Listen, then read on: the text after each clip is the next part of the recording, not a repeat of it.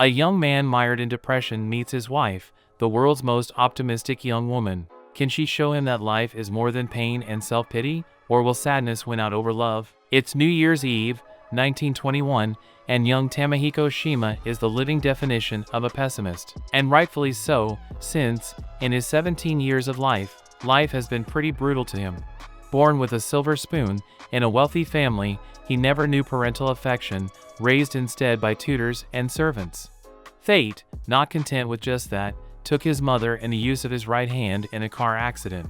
Unable to use his dominant hand, his father, a stern businessman, disowned him and stripped him of his rights as the company's heir, banishing him to a small village to live in a family chalet for the rest of his life, without bothering him. Alone and hopeless, Tamehiko spends his days lying down, waiting for death, as he sees nothing worth living for. As he sinks into depression and amidst a stormy night, Tamehiko hears someone knocking at the door and, obviously having nothing better to do, he answers it. In the midst of the blizzard, young Yuzuki Tachibana arrives at the family villa, introducing herself as his future wife and literally bringing color into his life, as we suddenly shift from a gray color palette to something more colorful. Tamehiko recalls his father mentioning something about this since he had no plans to hire someone to take care of him in his state. Getting him a wife was easier. Tamehiko settles Yuzuki into a room and withdraws to think about what to do, considering it a waste of human resources to have someone looking after someone like him.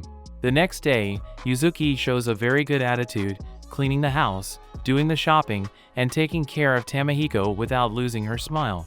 Tamehiko is at a loss, knowing he's not the best of company and worries about Yuzuki being in this situation out of obligation, possibly due to some debt incurred with his father. While our protagonist is bathing, Yuzuki, who's not very clear on the concept of privacy, asks his opinion on a very serious matter, which ends up being about her hairstyle, causing Tamehiko to laugh. As Yuzuki combs her hair, she reminisces about the time she went to school with her friends, telling them she will soon have to quit school because her father has incurred huge debts with a lender, and as a form of payment, she will have to marry the man's son. Her friends are sad but assure her that being who she is, Yuzuki will soon win her husband's heart and be happy. On New Year's Eve, Tamehiko has another of his depressive episodes and sits alone, feeling miserable, but Yuzuki appears and asks to keep him company. Our protagonist apologizes, as it's because of him that she's being forced into this situation and to give up her youth. Yuzuki makes him tea, sings him a song, and tells him that indeed, she was worried when she found out she had to marry a stranger, but when she met him, she knew the young man had a great heart. Yuzuki asks Tamehiko's permission to sleep with him awaiting the new year, and although he initially misunderstands the situation, she truly means just sleep, so the two end up sleeping in the same room, with her promising to keep her purity until their wedding night.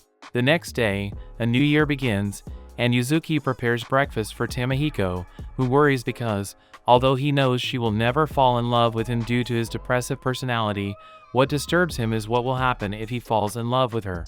Spring 1922 rolls in, and Tamehiko is still getting used to Yuzuki, to the point where he sometimes forgets she lives with him. They lead a quiet life, though he can't quite get used to Yuzuki's warmth.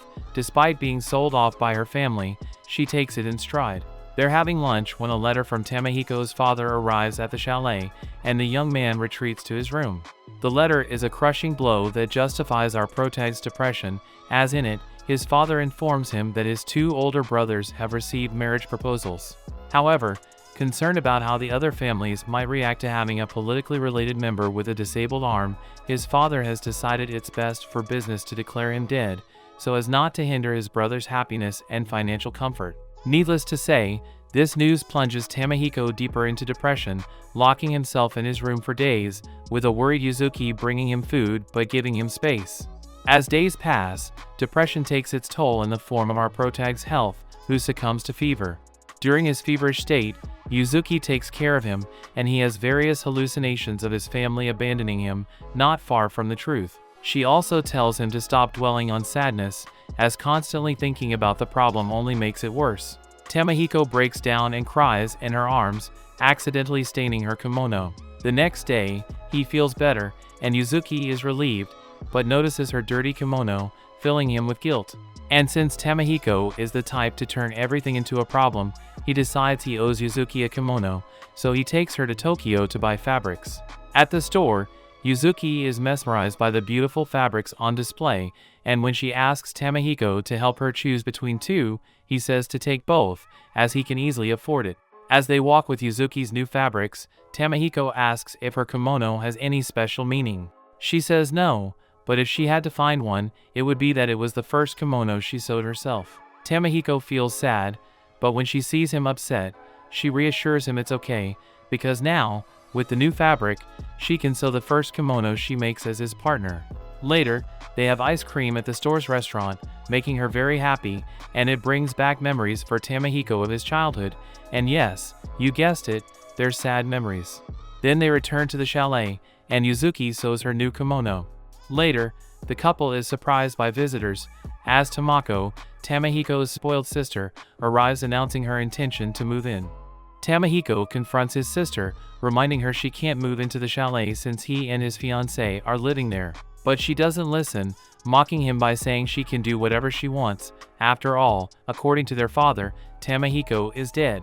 Tamako meets Yuzuki and immediately treats her harshly, mistaking her for an elementary school girl. When Yuzuki reveals she's 14, Tamako mocks her size and way of dressing, treating her like a child, much to the young woman's and her fiancé's frustration.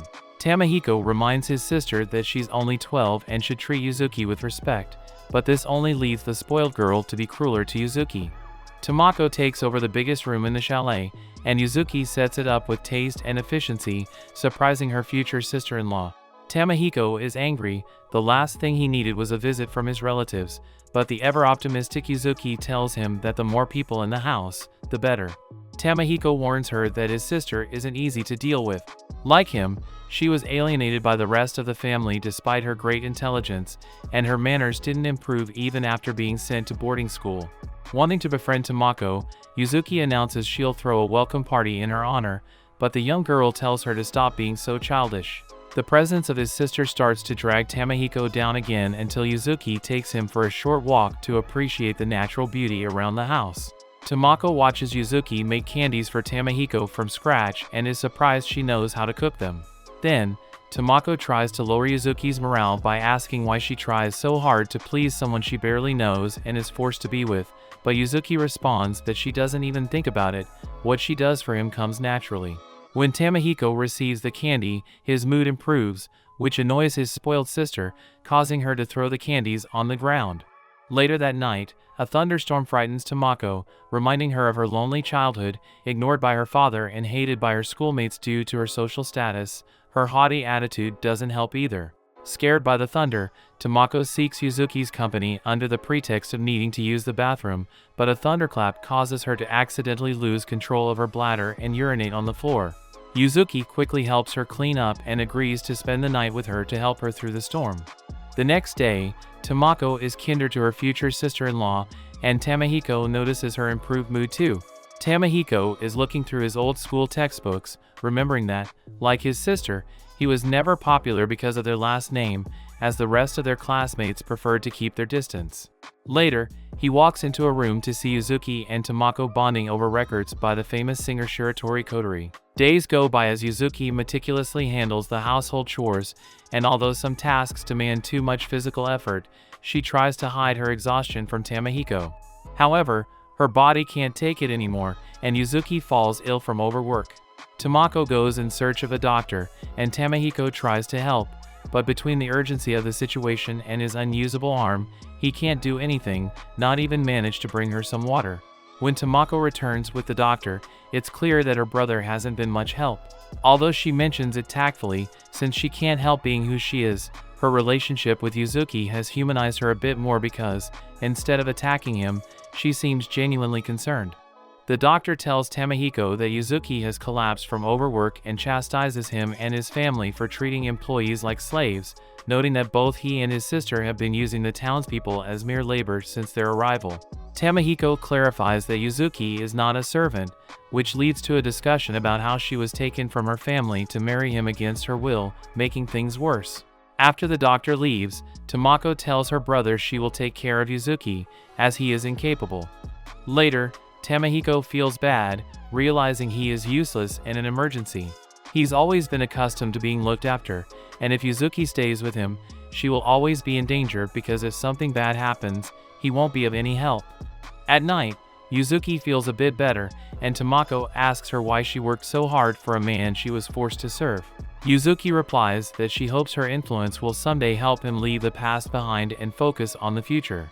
Tamako is surprised to realize that when she saw Yuzuki in trouble, she rushed to help, something she had never done for anyone before, and remembers Yuzuki's words about how when you care for someone, your body moves on its own. During the night, Tamahiko checks on Yuzuki and finds her struggling to breathe under tightly bound bandages that hid her large breasts. The next day, Yuzuki has recovered, and Tamako has prepared breakfast. Tamako announces she will return to school, hoping to become a doctor in the future. Tamahiko asks his sister what got into her to want to pursue medicine, and she answers that she realized it was her calling when she automatically sprang into action upon seeing her sister-in-law sick. She also explains that she felt uncomfortable with the idea of depending on someone else to care for Yuzuki, and if she had known medicine, she could have handled the problem herself. Tamahiko says their father will never allow her to study medicine, but Tamako responds that he will see it as an investment, as it could lead her to marry a high-level surgeon. Before leaving, Tamahiko thanks his sister for everything she's done, and at Yuzuki's request, the three of them share a room for the night. While Tamako sleeps, Tamahiko realizes she's the sibling most like him and wishes her all the best in the world. Come September 1st, Tamako departs for Kobe with their uncle to start her medical studies. Later, Tamahiko and Yuzuki go shopping at the village market. While initially the villagers look at them warily, mainly because they don't like Tamahiko, Yuzuki compensates, and since everyone loves her, the village gradually gets used to their presence. While shopping, we learn that Tamahiko is a book fanatic, something that kept him company during his childhood, and also that a mysterious young woman is watching them closely. That night, Yuzuki cooks a luxurious dinner and reveals to our protagonist that she knows it's his birthday, something Tamako told her before she left. Yuzuki gives Tamahiko a pressed flower bookmark as a birthday gift, the first he's ever received. This breaks Tamahiko's barriers, as such a small gesture of kindness makes him realize it's the first time he's not alone on his birthday, and he hugs Yuzuki emotionally, saying he will treasure it above all else. Suddenly, their moment is interrupted by a loud noise, prompting Tamahiko to investigate. He finds the young woman who was spying on them in the village sitting in his room. She tells him not to be afraid and approaches him with suggestive propositions, but then says she was joking. The young woman leaves, and Yuzuki enters the room. Tamahiko blames the cat and realizes that when the young woman approached him, she stole his wallet and the bookmark. Determined to retrieve the bookmark, Tamahiko sets off on a bicycle in search of the thief, and Yuzuki notices the scent of a woman in the room. Tamahiko tracks down Ryo to her home, where he discovers she's the eldest of three younger siblings and her thefts are motivated by their father being an alcoholic who abuses her. Unable to retrieve the bookmark, Tamahiko returns home, but he's so ashamed of losing the bookmark that he can't face Yuzuki and goes straight to bed, unaware that this hurts Yuzuki's feelings. She thinks something is wrong and, not knowing what it could be, blames herself. The next day, Tamahiko visits the thief's home again to try to get the bookmark back. The young woman agrees to return it if Tamahiko helps her younger siblings with their schoolwork, having seen him buying books in the village the previous day and deducing that he must be smart. Tamahiko agrees, though unsure if it will work, and surprisingly demonstrates a knack for teaching, helping the siblings with their homework. However, before Tamahiko can get his bookmark back, the young woman's father returns, forcing him to leave quickly. She tells him she'll return it later. The next day, the thief visits Tamahiko's house but mocks him by insinuating in front of Yuzu that they were having an illicit affair and hands the bookmark to Yuzuki. Yuzuki recognizes the young woman's scent and accepts the bookmark, but seeing it as a source of discord, tearfully destroys it and walks away smiling, telling Tamahiko she believes in him.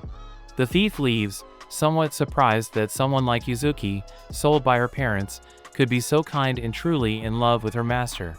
Things return to normal, and the next day, Tamako calls her brother to say medical school is going well and she's made many friends, which makes her very happy. For the first time in her life, Tamako wishes him a happy birthday and asks if something is wrong with Yuzuki, as she sounded a bit off on the phone. Tamahiko tells his sister about the situation, and she responds that the reason Yuzuki is upset is that the flower chosen represents eternal love. Thus, Tamahiko decides to make amends by repairing the bookmark and apologizing to Yuzuki for hiding the truth, and she forgives him with a smile. Days roll by and our leads are looking more and more like a couple. Tamahiko and Yuzuki get a visit from the thief's siblings and several village kids eager for more lessons. Tamahiko is on board but refuses to be called a teacher, saying it's a title for someone who's studied and earned it. Yuzuki quickly sets up a study table for the kids. During the lesson, the thief, known as Ryo, swings by and whisks Yuzu away to whip up some snacks for the kids.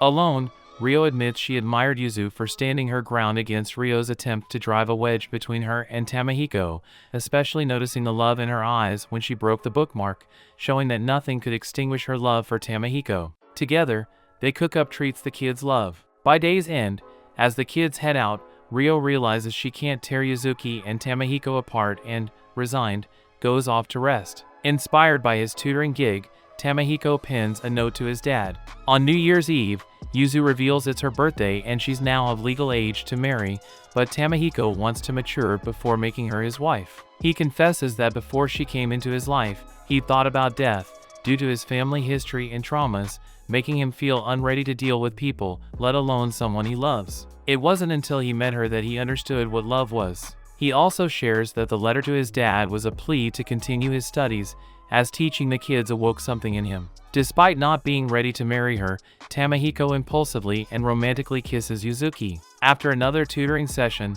Ryotaro, Ryo's little bro, announces he's off to work in Tokyo at a store that'll help support their family. Tamahiko congratulates him and waves him off, then admits to Yuzuki he didn't know what to say, having never worked himself. That night, Ryo reports that Ryotaro has vanished. Joining the search, Yuzu finds him, and Tamahiko eases his fear of leaving his family behind, encouraging him to press on with the promise that good work could soon bring his family to the big city. The next morning, a happier Ryotaro says his goodbyes, hops on a train to Tokyo, with Yuzuki handing him travel sweets. Before he leaves, Tamahiko lets Ryotaro call him teacher.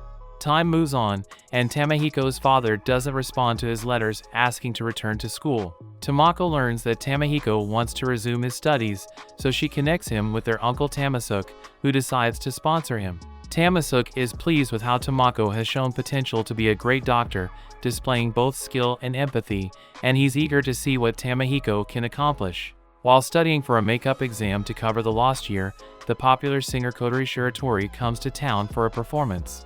Despite not knowing her, Tamahiko takes a break from his studies to go with Yuzu and the village kids, finding he enjoys the young singer's music. Later, he passes the exam and resumes his studies, encountering Kodori's twin brother Hakaru, who transfers at the same time. Due to his family's reputation, Tamahiko is unpopular among his classmates.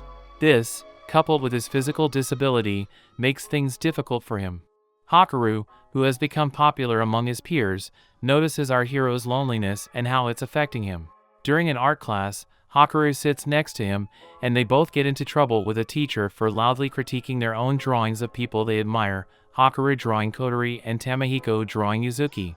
As punishment, they are tasked with another assignment, leading Tamahiko to bring Hakaru home and introduce him to Yuzuki. He then lies about his day, claiming it went well and that he made new friends, when in fact the opposite is true. Hakaru, who has a habit of eavesdropping, confronts him when they're alone but acknowledges his desire to keep Yuzu happy. During dinner, Hakaru calls Tamahiko a friend and promises to return, though Tamahiko is uneasy about how his new friend looks at his future wife. True to his word, Hakaru later shows up with Kodori, much to Yuzuki's surprise. The famous singer Kodori arrives at Tamahiko's house with her brother Hakaru. Kodori tells Yuzu she needs love advice for a new song and, after hearing her brother talk about her and Tamahiko, asks to stay on the property to observe their daily routine. The couple makes room for her in the chalet, pleasing Kodori, who starts writing her new song. When she shows it to her brother, he congratulates her and leaves, which seems to be a habit. Kodori immerses herself in the lives of our leading couple, and though she asks them to pretend she's not there and act naturally, it's hard for Tamahiko and Yuzuki to be themselves while being watched and noted. The children from Tamahiko's class discover Kodori at the chalet, prompting him to decide that day's lesson will be about music. While everyone sings, Kodori reminisces about singing with her brother, feeling sad. At school, Hakaru helps Tamehiko socialize with classmates, and on the way home, our hero invites his friend over, hoping he'll spend more time with his sister, but he politely declines. At the chalet, Yuzuki tells Kodori about falling in love with Tamehiko, exciting her, as it will make a beautiful song. When Yuzuki suggests she share it with her brother, Kodori's expression changes, revealing that Hakaru first discovered the beauty of music between them. Later, Tamehiko and Yuzuki realize that Hakaru is avoiding his sister for some reason. The next day, Tamehiko asks his friend what's wrong, and he shares his life story. Hakaru reveals he wanted to be a musician more than Kodori but gave it up after falling ill and breaking his promise to sing with her. She continued practicing and became famous, while he abandoned music, feeling surpassed by his younger sister during his recovery. Hakaru apologizes to Tamehiko for sharing his problems, but Tamehiko relates, saying he felt the same until Yuzuki showed up and introduced him to a world beyond pity and pain. The next day, Kodori's song is finished, and she chooses the village square to debut it to their friends. However, before the song's premiere, there's a surprise for Kodori when her brother appears with a guitar, starting to sing the song they sang as children. Overwhelmed, Kodori joins him in singing and thanks him for the gesture. Then, Kodori performs her new song, celebrating the love of her new friends. Back home, Yuzuki asks Tamehiko to teach her to ride a bike, but he says there's no need, as he'll always take her wherever she wants to go. Pleased with his possessive act, Yuzuki embraces her future husband. Holiday season arrives, and Tamehiko writes a letter to his uncle, sharing that all is well, their home is filled with voices, children, friends, life, and he hopes that both his uncle and Tamako will visit soon. Midori, an old friend and classmate of Yuzuki, announces she's pregnant and moving to Kyushu with her fiancé. It might be their last chance to see each other, so Tamehiko encourages Yuzuki to visit Tokyo and see her friend. He convinces her to make the trip, entrusting Ryo to look after Tamehiko. They almost share a kiss goodbye but are too shy, promising to continue it upon her return, in the privacy of their home. Yuzuki enjoys a few days with Midori, happy to hear her friend is treated well. On the day Yuzuki is to return, Ryo notices Tamehiko's happiness, and he admits he's missed his fiancée terribly, eager for her return. However, on her return day, the Great Kanto earthquake strikes. Seeing the town in ruins, Tamehiko tries to help, but his arm limits him, and the thought of Tokyo's damage terrifies him at the possibility of losing Yuzuki. Scared, Tamehiko withdraws, locking himself in his room, fearing the worst for Yuzuki. Yet, finding a note and a birthday gift from Yuzuki, he's renewed with determination to find her in Tokyo. En route to Tokyo, Tamehiko meets Ryo and her students. Ryo decides to join him, seeking her brother Ryotaro, with Tamehiko agreeing under the condition that the children and villagers left homeless move to the chalet, which survived the earthquake. He instructs them to take care of each other until his return. Together, Tamehiko and Ryo travel to Tokyo to find Yuzuki and Ryotaro, witnessing more earthquake devastation. Arriving in Tokyo, they reunite with Tamako, who's assisting with treating the injured alongside their uncle, Tamasuk Manabe. Exhausted, Tamehiko faints, and his uncle, surprised to see the change in him since the accident, takes care of him, recognizing a man now with something to live for. Tamehiko and Ryo split to search for their loved ones, with Tamako joining the search. They find Midori but learn she and Yuzuki were separated amid the chaos of the firestorms. Just as Tamehiko nearly gives up, two street kids try to steal his rice balls. They reveal they've been in Yuzuki's care, hiding in a ruined building. Leading him to Yuzuki, unconscious with a head injury, Tamehiko carries her back to the medical camp. An unconscious Yuzuki reflects on her feelings for Tamehiko and how much he means to her, remembering how she gave herself for her family's sake to be his arranged bride. She recalls meeting the tormented young man and knowing from the moment they met that she would be his wife forever, though she never had the courage to tell him she loves him. Yuzuki wakes up and shares a long, passionate kiss with Tamehiko, only to realize everyone was watching. Tamehiko's father, Tamayosher, and his daughter Tamayo arrive to demand his brother Manabe treat the eldest son, Tamaki. Manabe refuses to leave the others in his care, reminding him that he, for some reason, is no longer part of their family and instead refers Tamayosher to another doctor. As Tamayosher prepares to leave, Tamehiko expresses his happiness at seeing his father safe, but the man doesn't even respond. After spending time helping with relief efforts in Tokyo, Yuzu and Tamahiko return to the village. A month later, things return to normal, and the village has been rebuilt, so everyone gathers to give Tamahiko a belated birthday party where he acknowledges that life has changed since Yuzuki entered his life. He is now surrounded by friends and loved ones, something he never thought he would have. Later, Yuzu asks to be hugged and kissed more often, something she believes girls shouldn't have to ask for. Tamahiko agrees and kisses her on the spot to mark the deepening of their relationship. Thus ends, or rather begins, this sweet love story. If you like this series, let me know in the comments, and if you have a similar series to recommend or just want a shout out, head to the comments as well. I'll say goodbye for now until next time.